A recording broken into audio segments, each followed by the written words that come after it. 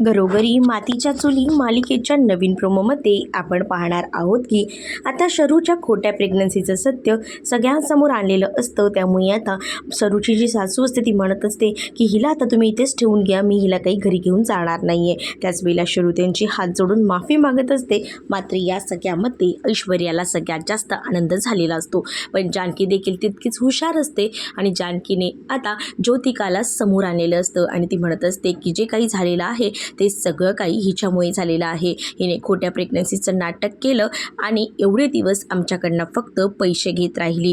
त्याबरोबर शरू आता जानकीकडे पाहतच राहते आणि जानकीने त्याला ज्योतिकाला सुद्धा आणलेलं असतं आणि ज्योतिकाला पाहून मात्र ऐश्वर्याचं तोंड पाहण्यासारखं झालेलं असतं।